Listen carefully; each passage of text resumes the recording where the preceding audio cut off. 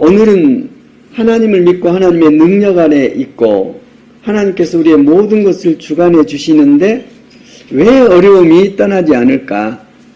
왜 하나님의 자녀로서 권세를 갖고 사는데 왜 고난이 내게 있을까? 만사 형통하면 좋은데 왜 자꾸 이렇게 얽힌 문제들이 나를 억압하고 괴롭게 하고 있을까 하는 그런 문제들을 말씀을 통해서 성령께 주신 음성을 듣기를 원합니다. 너희가 진리를 알지니 진리가 너희를 자유케 하리라 하는 말씀과 같이 이 말씀을 듣고 나면 당연히 그런 거구나. 그렇지만 당연히 그런 것을 하나님께서 넉넉히 이기게 하시는구나. 이런 것을 말씀을 통해서 알게 되고 믿게 되면 이제 닥쳐오는 고난은 고난이 아니고 하나님의 영광을 누리기 위한 하나님의 은혜라는 것을 저희들이 알게 되고 그때부터 힘이 나죠. 예, 그런 부분을 좀 말씀을 통해서 조명해 보고자 합니다. 요한계시록 7장 9절부터 마지막 절까지 함께 읽도록 하겠습니다. 이 일 후에 내가 보니 각 나라와 족속과 백성과 방언에서 아무나도 눈이 셀 수 없는 큰 무리가 흰옷을 입고 손에 정려가지를 들고 보좌 앞과 어린 양 앞에 서서 큰 소리로 외쳐 가로되 구원하시니 보좌에 앉으신 우리 하나님과 어린 양에게 있도다 하니 모든 천사가 보좌와 장로들과 내 생물들의 주위에 섰다가 보좌 앞에 엎드려 얼굴을 대고 하나님께 경배하여 가로되 아멘. 찬송과 영광과 지혜와 감사와 정의와 능력과 힘이 우리 하나님께 세세토록 있을지로다. 아멘 하더라. 장로 중에 하나가 응답하여 내게 이르되 이 흰옷을 입은 자들이 누구며 또 어디서 왔느냐. 내가 가로되 내 주여 당신이 알리라 하니 그가 나더러 이르되 이는 큰 환난에서 나오는 자들인데 어린 양의 피에 그 옷을 씻어 희게 하였느니라.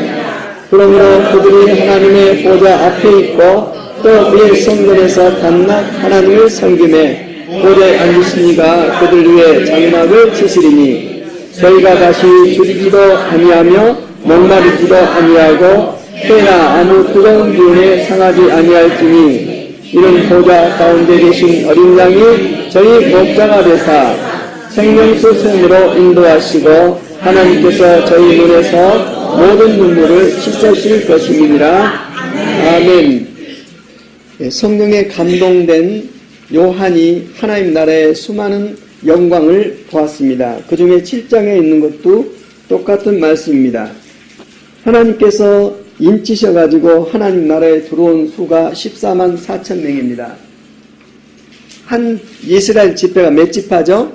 12지파예요. 근데 한 지파에서 12,000명씩 곱하기 12지파니까 14만 4천 명이 하나님 나라 안에 들어와 있고 이후에 보니까 이건 이스라엘 백성의 지파 중에서 나온 것이고 그 뒤에 다시 보니까 그때는 이루 헤아릴 수 없는 수많은 사람들이 흰옷을 입고 하나님의 보좌 앞에서 하나님께 자기들을 구원하신 하나님께 영광 돌리는 모습을 보았습니다. 옷을 입고 있었는데 무슨 옷을 입고 있어요? 흰옷을 정결케 순결케 된 흰옷을 입고 거기에 있습니다. 그럴 때 하나님의 보좌에 몇 분의 장로님이 이렇게 하나님의 보좌를 모시고 있습니까? 24장로님. 그 장로님 중에 한 분이 요한 사도에게 물었어요. 흰옷을 입고 와 있는 이 사람들에 대해서, 수많은 사람들에 대해서 이들이 누구며 어디서 왔는지 아십니까? 하고 요한 사도에게 물었습니다. 모르죠. 그래서 누군지 모르겠습니다. 말씀을 해 주십시오. 할 때 거기에 큰 비밀을 적어놓고 있습니다.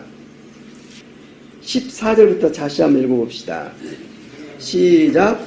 내가 가로되 내 주여 당신이 알리다니 그가 나더러 이르되 이는 큰 환난에서 나오는 자들인데 어린 양의 피에 그 옷을 씻어 희게 하였느니라.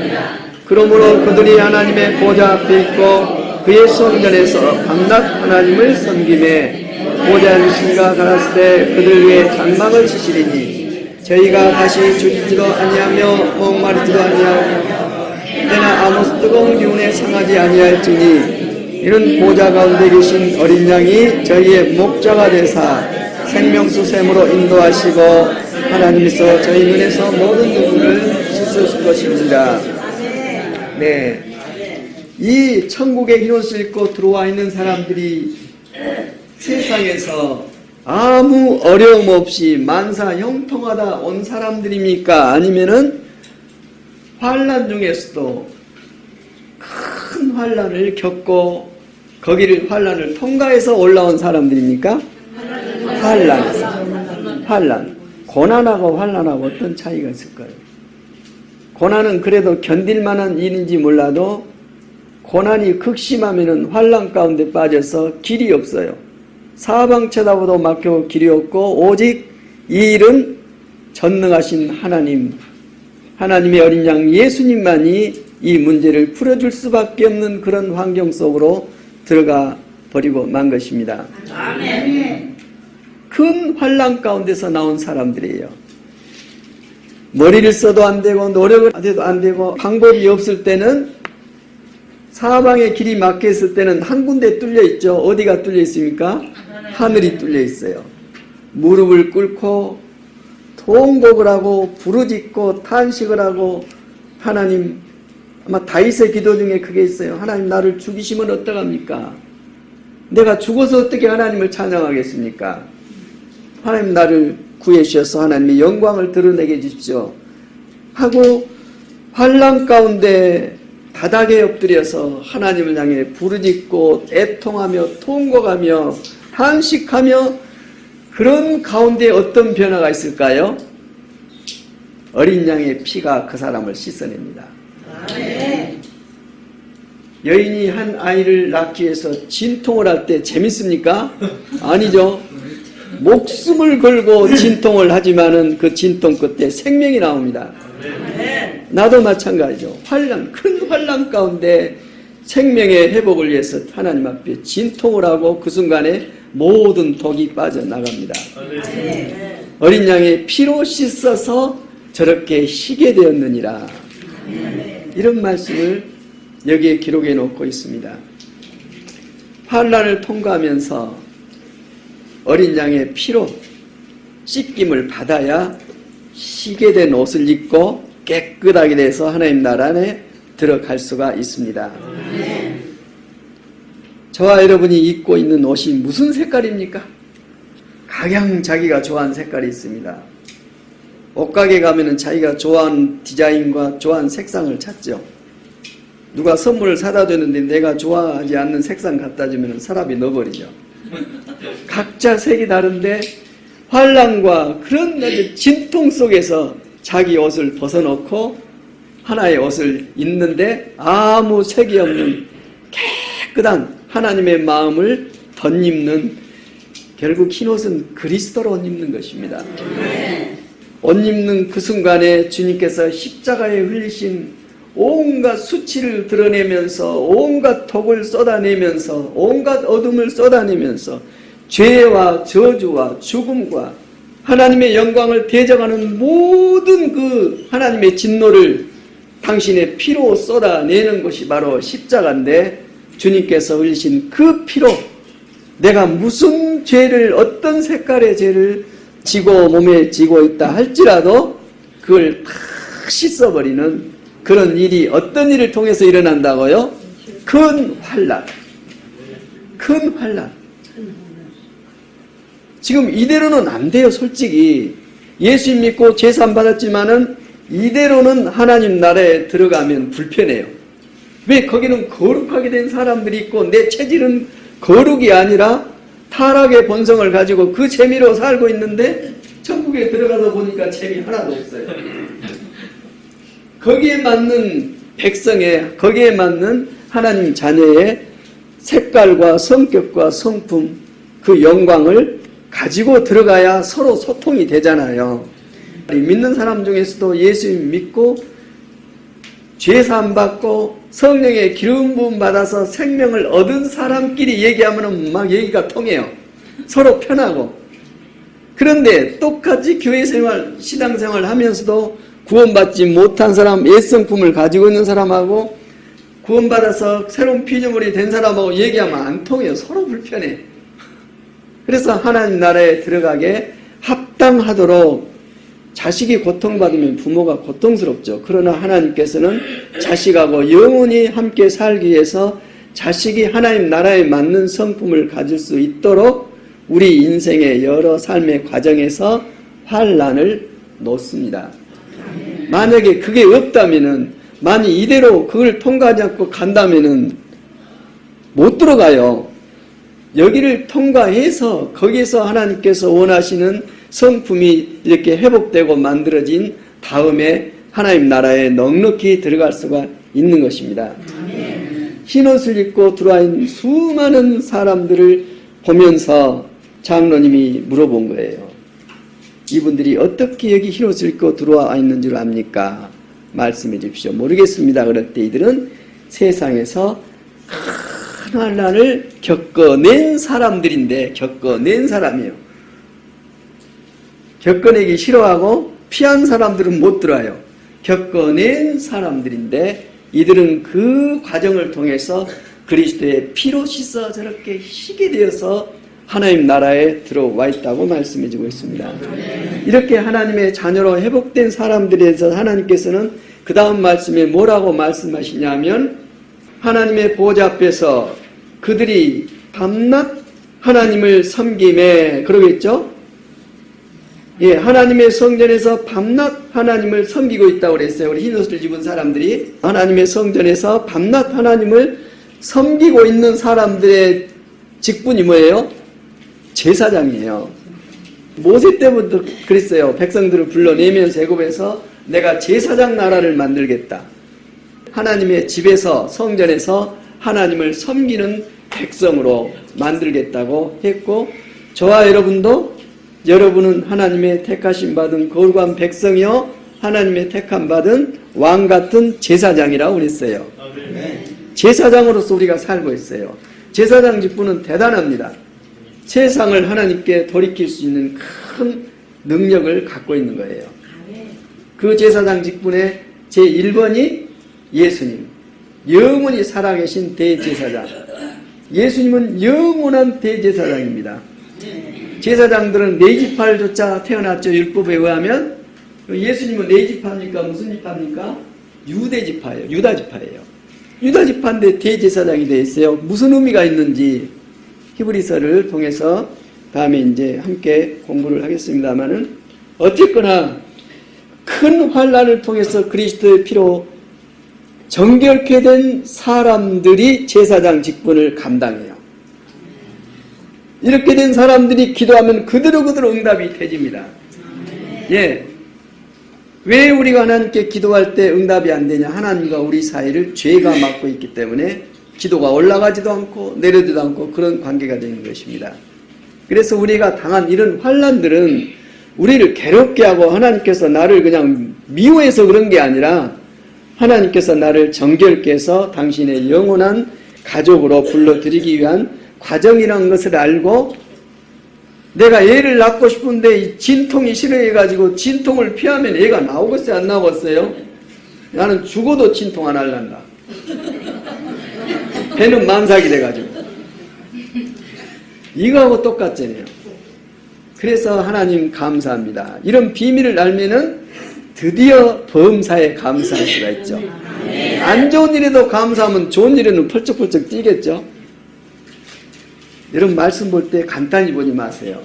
항상 기뻐하고 모든 일에 감사하고 쉬지 않고 기도할 수 있는 것은 어떻게 가능하다고요? 그리스도 안에서, 그리스도 예수 안에서 가능합니다.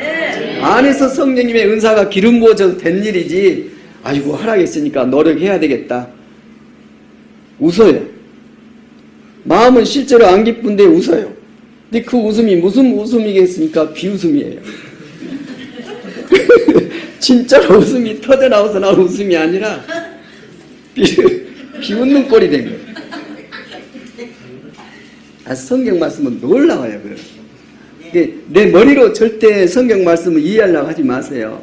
내가 예수를 믿고 있는 내가 성경을 펼치면은 이 성경 말씀을 풀어주시는 분이 계세요. 가르치신 분이 누구라고요? 성령님이세요. 예. 성령께서 가르쳐 주신다는 사실을 알기 시작하면은 성경이 그냥 펼쳐져 버려요. 아주 막힘없이 아멘, 아멘, 아멘 하고 나옵니다. 예. 그렇게 해서 저도 말씀을 배우게 된 거예요. 이처럼 하나님 앞에서 제사장 직분을 감당할 때 하나님께서 어떻게 한다고요? 그들 위에 장막을 쳐줘버렸어요. 하나님 품으로 안아버리세요. 이상 안전한 지역이 어디 있겠습니까? 그러면서 하시는 말씀이 저희가 다시는 줄이지도 아니하며 목마르지도 아니하고 해나 아무 뜨거운 기운이 그들을 상하게 못할 것이다.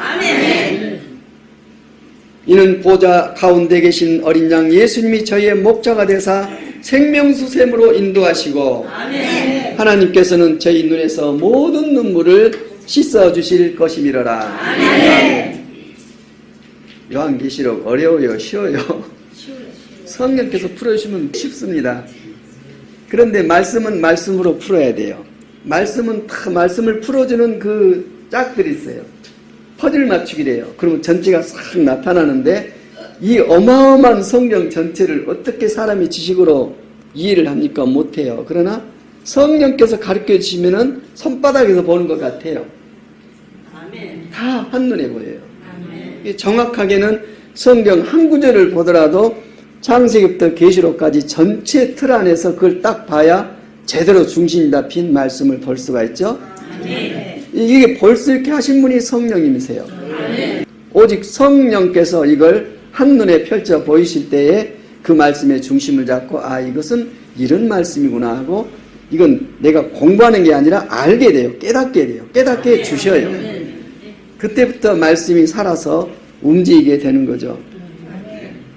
어쨌거나 우리의 고난 이 문제는 환난 문제는 누구나 나 할 것 없이 거룩하신 예수님까지라도 십자가의 환난을 통과해서 하나님의 나라에 이르렀거든 하물며 저와 여러분이겠습니까? 지옥이 그리운 분들은 다 가십시오. 하나님 나라에 가기 위해서는 이걸 아멘으로 감사하면서 나아갈 때 내가 이걸 통과하는 것이 아니라 내 안에 계신 그분이 이걸 통과하게 해주십니다. 그분이 누구입니까? 성령님이십니다.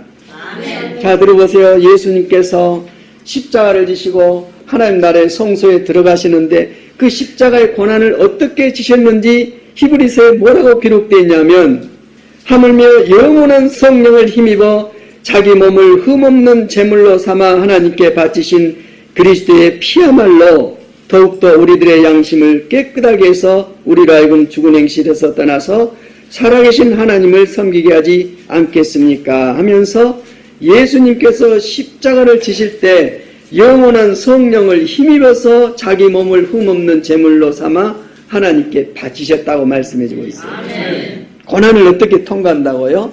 성령을 힘입어서. 아멘. 누가복음 4장에 광야에 나가서 40일간 굶주리시면서 마귀 사탄의 시험을 이겼는데 어떻게? 성령을 힘입어서. 아멘. 자, 여러분이 이 세상을 살고 이 문제를 풀어가는데 어떻게 머리를 짜고 노력하고 애써서 사람의 도움을 힘입어서 그게 아니고 누구를? 내 안에 계신 영원한 성령을 힘입어서 넉넉히 이기게 되는 것입니다. 아멘. 그러니 내 안에 계신 성령님을 내가 인정하지 않냐고 그분과 관계가 회복되지 않냐고 그분의 생명과 그분의 일하심을 내가 누리고 살지 아니하면 우리 인생 성공할 수 있어요? 없어요? 없어요. 백전백패입니다. 결국 하나님의 말씀만이 진리고 이 말씀을 쫓아 살아갈 때 모든 묶인 얽힌 것들이 다 풀려서 자유롭게 됩니다. 그런데 이 말씀은 바로 성령이시죠. 내가 너에게 한 말이 바로 성령이요 영이요 생명이라고 말씀해 주셨고 바로 그 말씀의 실체가 하나님의 아들 예수 그리스도란 것을 우리는 말씀을 통해서 알고 있습니다. 베드로전서 5장 6절부터 10절까지 같이 읽겠습니다. 시작. 그러므로 하나님의 능하신 손 아래서 겸손하라. 때가 되면 너희를 높이시리라. 너희 염려를 다 주께 맡겨버려라. 이는 저가 너희를 권고하심이니라. 분신하라. 깨어라. 너희 대적 마귀가 오는 사자같이 두루 찾아다니며 삼킬 자를 찾나니 너희는 믿음을 굳게 하여 저를 대적하라. 이는 세상에 있는 너희 형제들도 동일한 고난을 당하는 줄을 알미니라. 모든 은혜의 하나님 곧 그리스도 안에서 너희를 부르사 자기의 영원한 영광에 들어가게 하신 이가 잠깐 고난을 받은 너희를 친히 온전케 하시고 굳게 하시며 강하게 하시며 혀를 견고하게 하시리라. 권력이 세세와 무궁토록 그에게 있을지어다. 아멘. 조금 전에 계시록에서 말씀하신 내용하고 똑같잖아요. 어떤 일을 당할 때 여러분은 하나님의 능하신 손 아래 겸손해라. 무릎을 꿇어라. 엎드려라.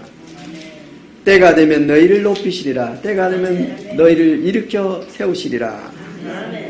너희 염려를 다 주께 맡겨버려라. 어떨 때 맡길 수 있어요?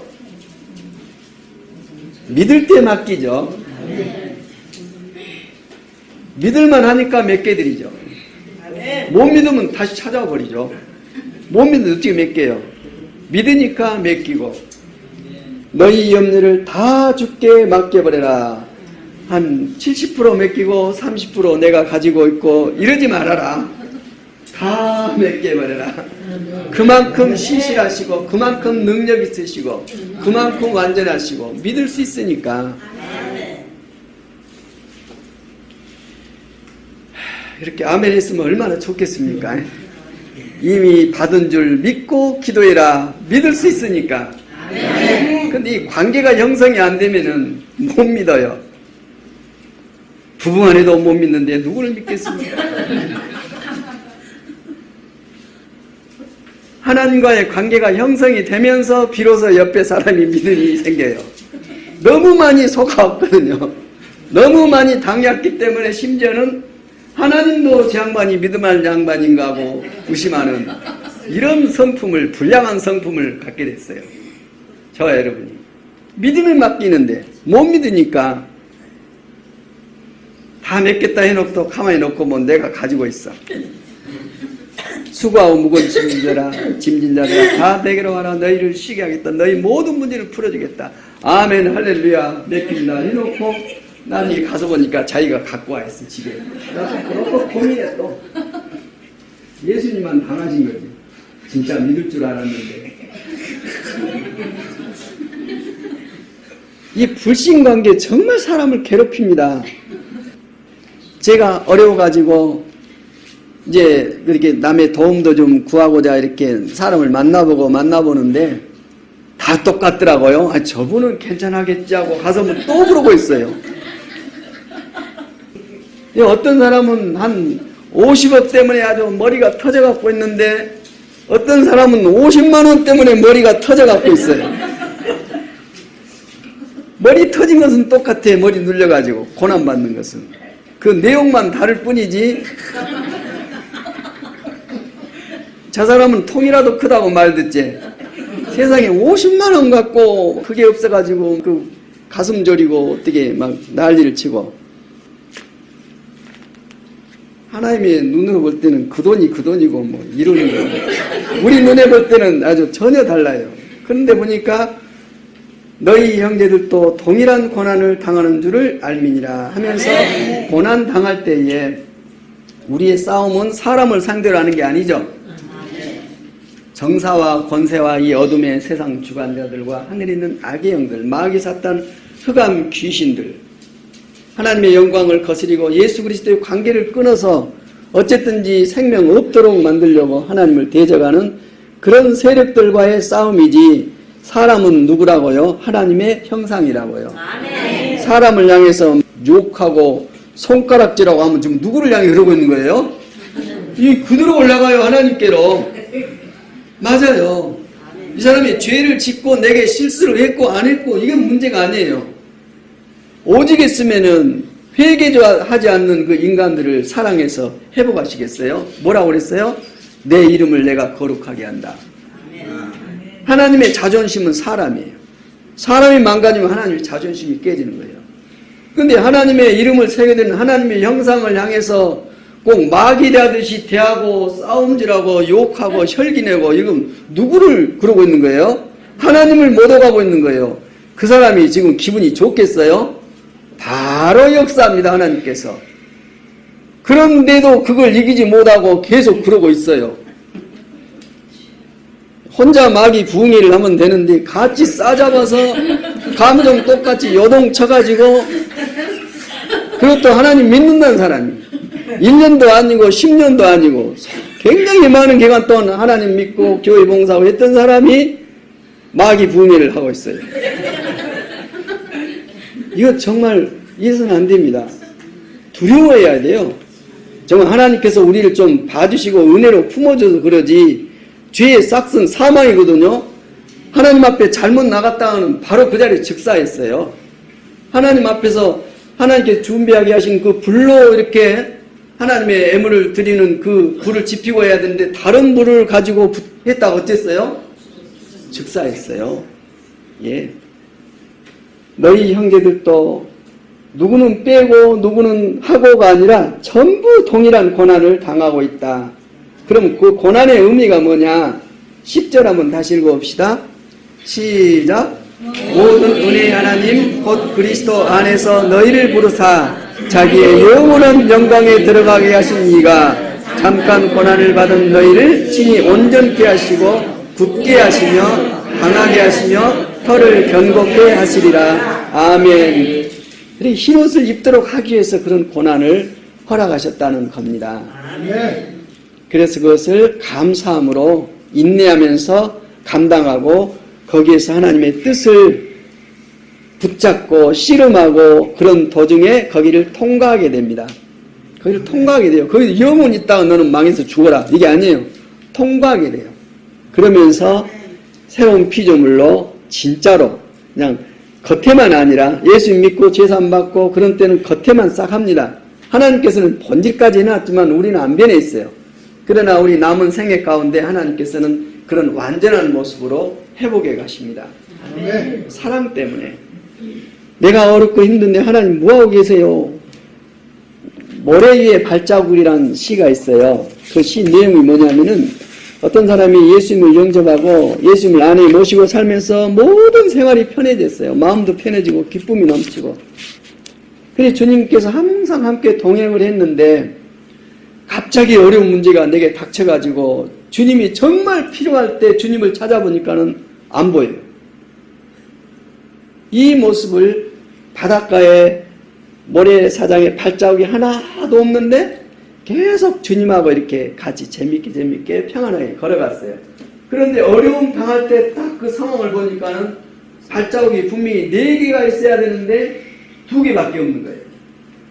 주님을 그렇게 찾고 부르짖어도 전혀 대답도 없고 응답도 없고 고통은 계속되고, 그래서 그 어려운 시기를 몸부림을 하면서 아주 목숨을 걸고 죽을 둥살둥하면서 그 과정을 지나왔어요.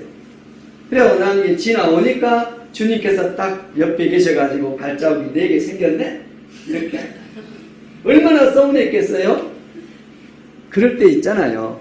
경험 안 해봤어요? 그래서 예수님께 여쭤봤어요. 주님, 저 죽으려다가 살아났습니다. 저 힘들 때 주님 대체 어디가 계셨습니까? 그렇게 항상 저와 함께 계셨는데 너무 정말 슬픕니다. 그러니까 주님께서 뭐라 하신지 알아요? 네가 잘못 알았다. 저기는 발자국 있잖아. 네가 고통스러워할 때 내가 너를 품에 안고 걸어온 내 발자국이다. 네 발자국이 아니다. 그런 말씀을 하셨어요. 주님은 신실하십니다. 사람들은 심지어 부부간에도 좀 못 믿을 경향이 있지만 우리 주님은 믿을 수밖에 없는 너무너무 신실하신 분이세요.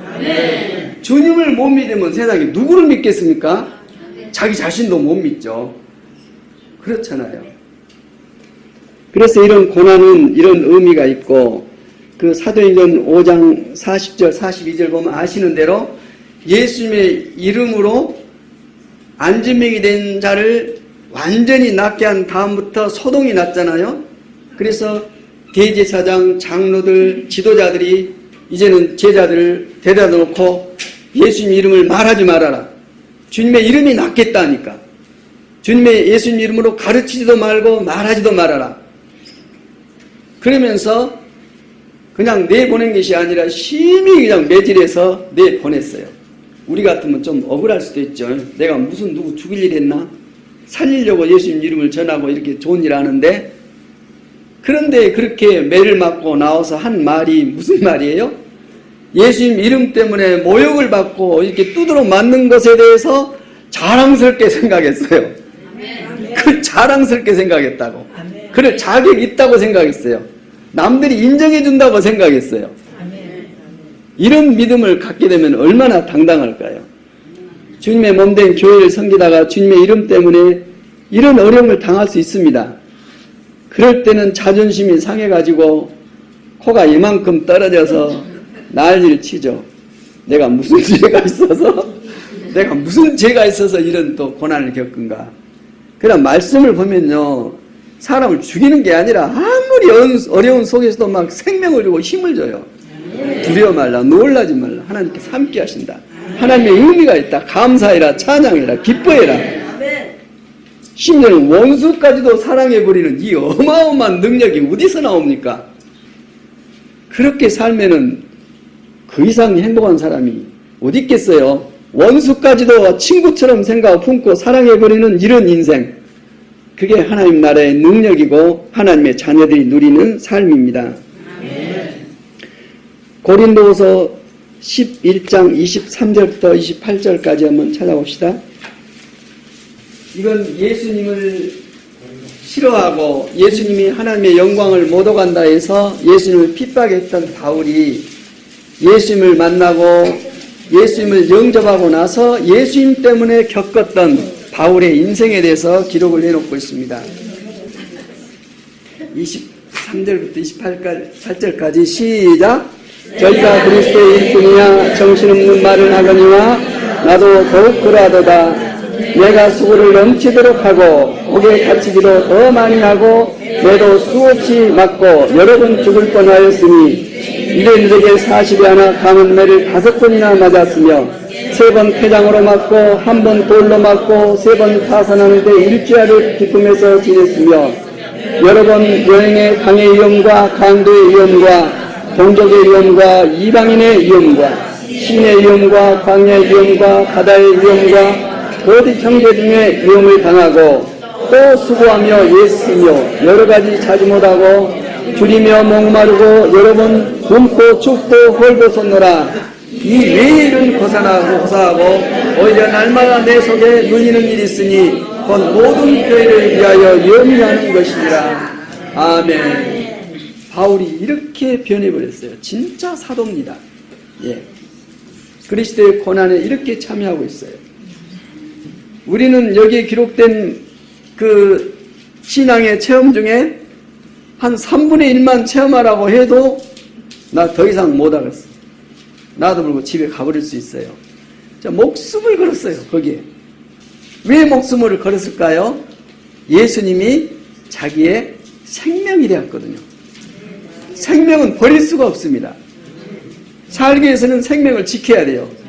그렇기 때문에 이런 고난을 생명처럼 여기고 그 큰 환난을 통과해서 정말 하나님의 영원한 복음을 우리에게까지 전해주는 이 사역을 감당한 것입니다. 고난받고 환난 받은 것은 문제가 아니라 무엇 때문에 염려하고 근심했다고요? 교회에 있는 여러 가지 일들, 주님의 몸된 신실한 교회들이 바로 서야 되는데 그러지 못하고 여러 가지 문제로 시험받고 있으니까 그것 때문에 염려하고, 사랑에 빠지면 이래요. 자기는 돌보지도 않아요. 사랑하는 대상만 매가지고 다 우선 주고 자기는 어떻게 되든 말든 해놓고 그 자체로 안심하는 거예요. 이런 사람 경험해 본 적이 있으십니까? 내게 잘해주면 만족하고 뭐라고 좀 실수하면은 용납은 안 하고 가서 쳐 부숴버리고, 뭐 적이에요 부부간에.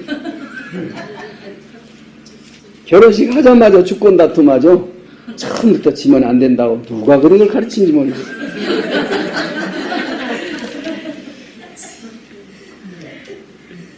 그 앞쪽에 고린도후서 1장 3절부터 10절 한번 다시 봅시다.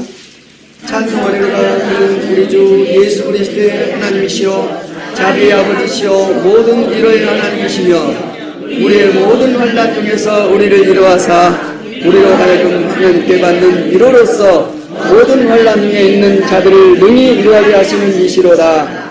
그리스도의 고난이 우리에게 넘친 것 같이 우리 위로도 그리스도로 말미암아 넘치는도다. 우리가 환난을 받는 것도 너희의 위로와 구원을 위함이요 혹 위로받는 것도 너희의 위로를 위함이니 이 위로가 너희 속에 역사하사 우리가 받는 것 같은 고난을 너희도 견디하느니라. 너희를 위한 우리의 소망과 경고함은 너희가 고난에 참여하는 자가 된 것 같이 위로도 그러한 줄을 알미라. 형제들아, 우리가 아시아에서 당한 환난을 너희가 알지 못하기를 원치 아니하노니 힘에 지나도록 심한 고생을 받아 살 소망까지 끊어지고 우리 마음에 사형 선고를 받는 줄 알았으니 이는 우리로 자기를 의리하지 말고 오직 죽은 자를 다시 살리시는 하나님만 의리하게 하심이라. 그와 이같이 큰 사망에서 우리를 건지셨고 또 건지시리라. 또한 이후에라도 건지시기를 그를 의지하여 바라노라.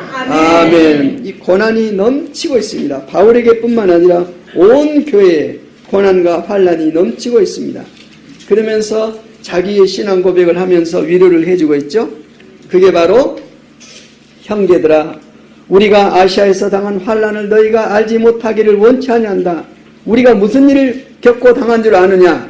그러면서 고난을 당하되 힘에 지나도록 심한 고생을 받아 살 소망까지 끊어지고 여기서 내 목숨이 끝나고 하나님께 나는 가는구나 할 정도로 살 소망까지 끊어지고 우리 마음에 사형 선고를 받은 줄 알았으니 그 다음이 참 중요하죠. 왜 하나님께서 이 지경까지 놔두셨냐. 이것은 우리로 자기를 의리하지 말고 내가 나를 의지하고 붙잡을 때 불안하죠. 나를 의리하지 말고 너는 죽은 자다. 너는 세례받은 자다. 너는 그리스도와 함께 이미 묻혀서 장사 지내면 사람이다. 옛사람은 죽었다. 이제는 너는 네 인생이 네가 책임진 게 아니라 네가 믿고 있는 부활하신 주 그리스도 예수님께서 네 인생을 책임지신다. 그분을 믿는 믿음으로 살아라. 그분이 네 안에 살아계시고 그분이 너의 생명이시고 너의 목자이시고 네 인생의 마지막 설계를 다 해놓고 그리 끌어가신다. 그의 마지막은 하나님의 나라다. 그래서 주님께 의리하고 그 믿는 믿음으로 살아라. 그러면서 10절에 하나님께서 이같이 큰 사망에서 우리를 건지셨고 지금까지 수많은 그런 환난과 죽음을 당했어요. 아까 말했던 그 여러 가지 사건들을 통해서 그때마다 하나님께서 건져주셨어요. 그리고 지금도 건져주고 계시고 앞으로도 그 일을 당할지라도 그 일을 건져주시기를 우리는 믿고 하나님을 의지하고 바라본다고 얘기해주고 있어요. 온 삶과 생명을 하나님께 맡기고 나아가고 있는 너무나도 정말 든든한 신앙 고백입니다. 우리에게도 고난 있습니다. 그런 문제를 당할 때 이 말씀을 기억하십시오. 그리고 고난을 당할 때 내 육신의 힘으로 당하지 말고 내 안에 계신 성령님께 모든 걸 맡겨드리고 그분께서 나를 품고 이끌어 가신 그 자체를 인정하고 인내하면서 견디십시오. 그러면 그리스도의 피로 내 모든 추악한 것, 악독한 것, 더러운 것들 다 씻기시고 나는 정결한 그리스도의 몸으로 흰옷을 입고 하나님의 보좌 앞에 제사장 기분을 감당하는 그래서 하나님께서 나의 장막이 되셔서 내 모든 것을 안전하게 지켜주시고 어린 양은 목자가 되어서 생명수 샘으로 인도하시고 우리의 모든 눈물을 하나님께서 씻겨주심으로 우리의 모든 고난이 끝나고 하나님 나라의 평강이 시작되는 그러한 삶을 빨리 그 단계를 거치면 남은 생애를 그렇게 살 수 있는데 저와 여러분이 고집이 되게 세요. 버팁니다. 예, 지금까지 얼마나 능력 있게 버텨왔는지 앞으로 버틸 작정을 하고 계속 버티고 버팁니다.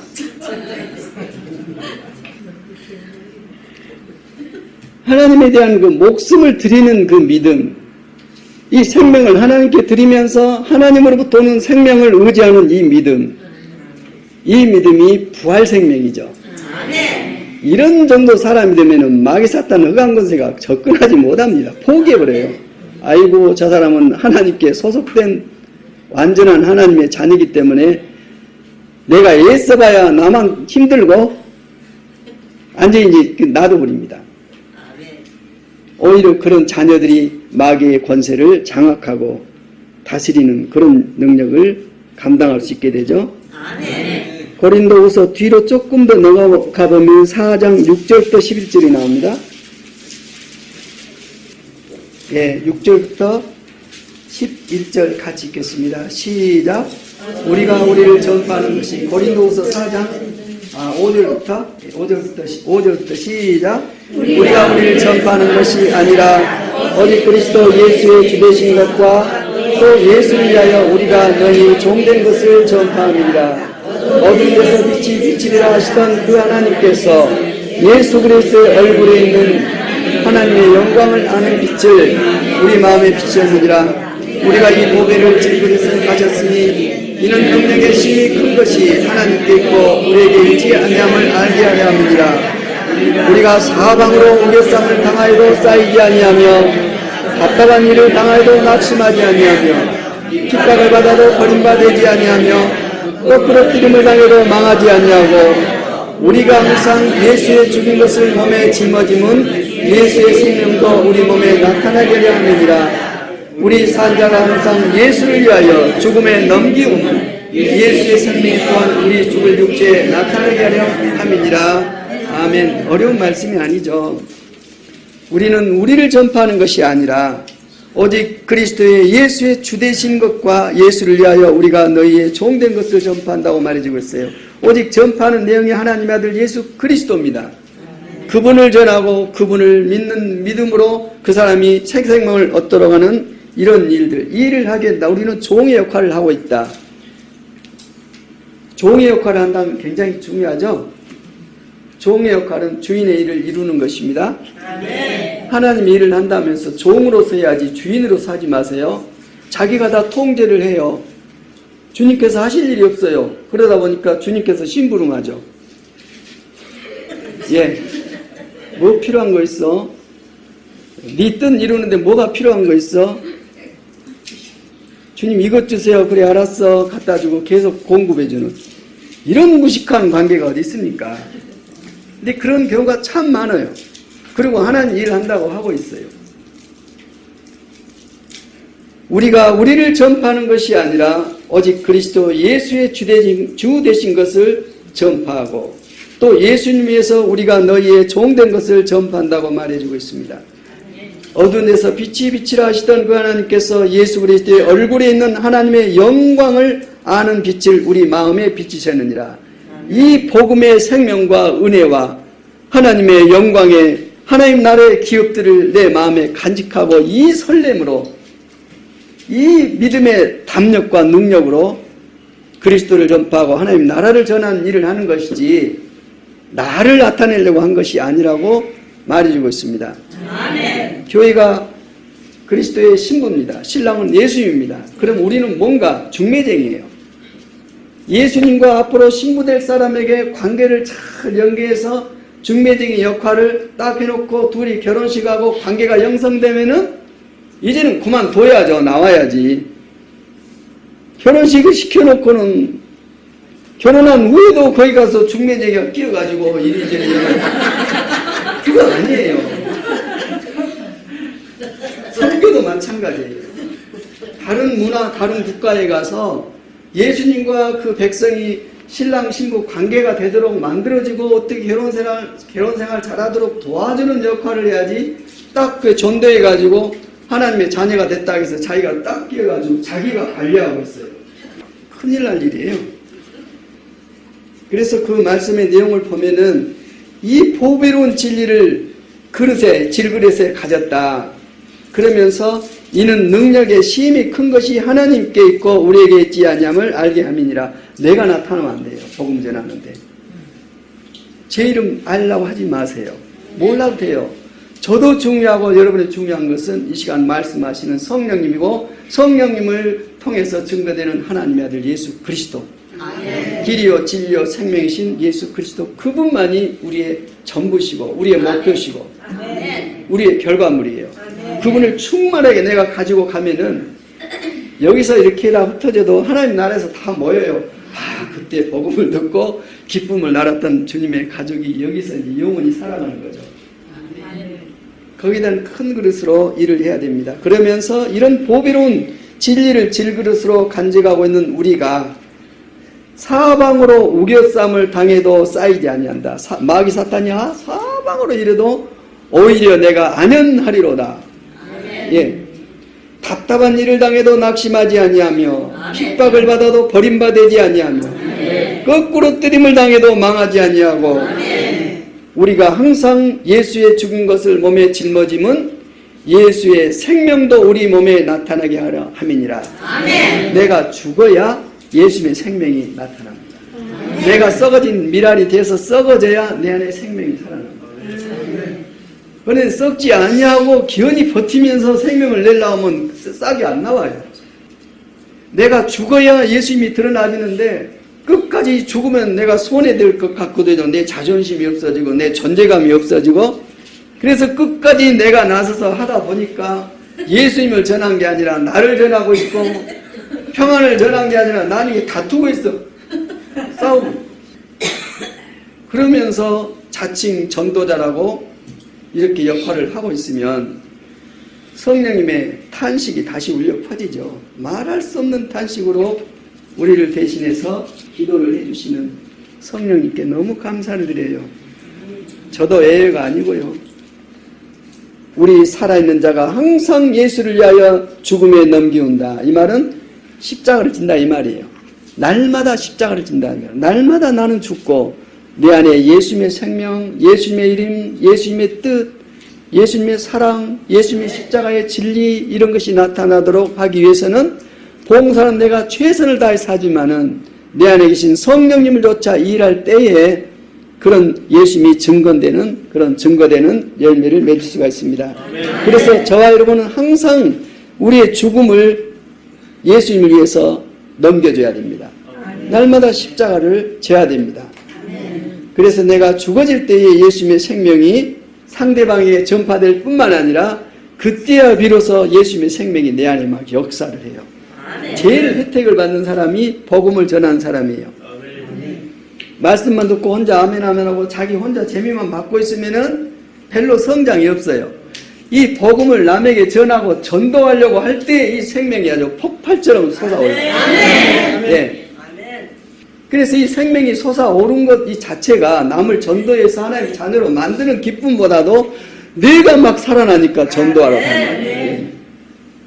그러나 이 내가 죽는 자로서의 복음을 전하는 게 아니라 내가 나를 만족하게 하려고 나를 자꾸 이러다 보면은 나도 죽고 나 만난 사람도 죽고, 봉사가 사람을 인도하니 어디로 가겠어요?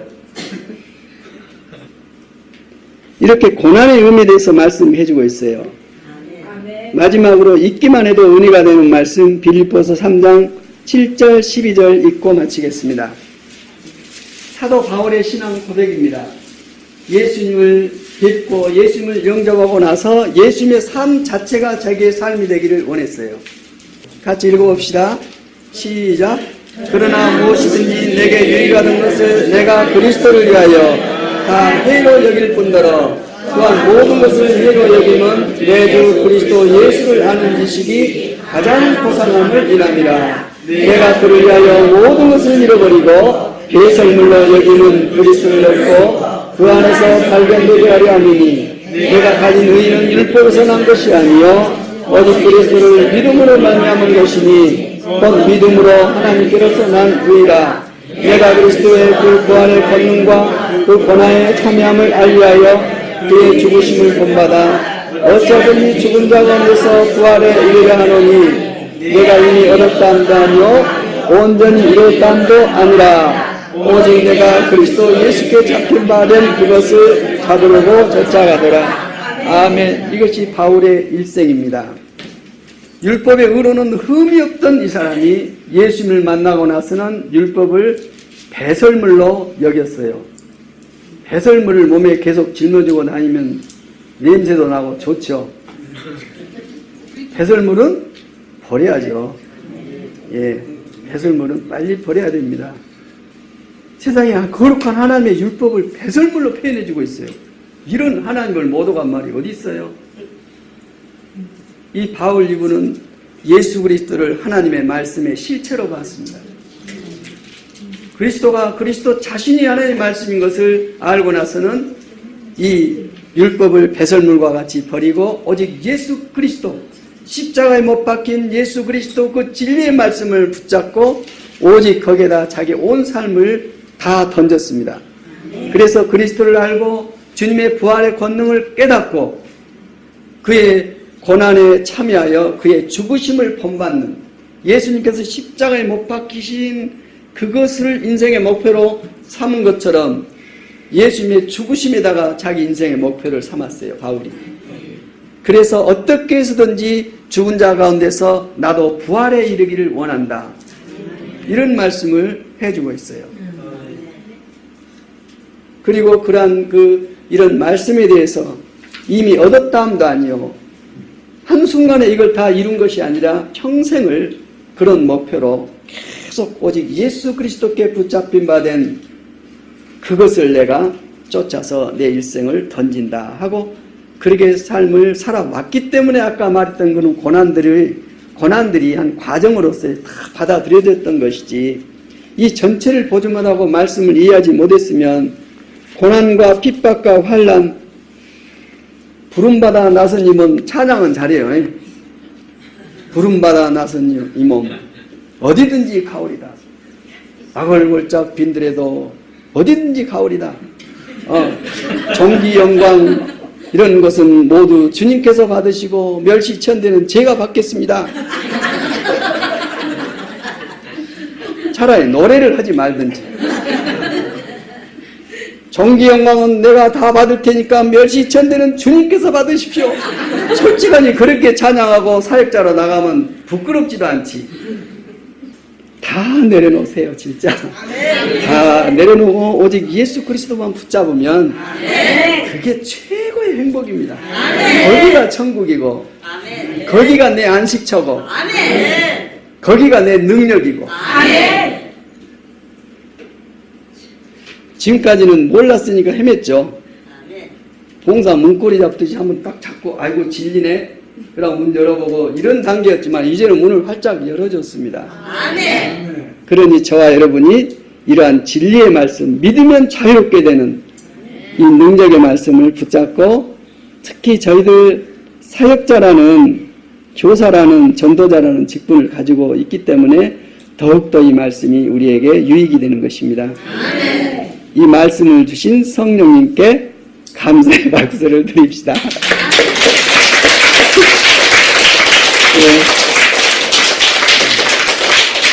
이 시간은 이렇게 마치겠습니다.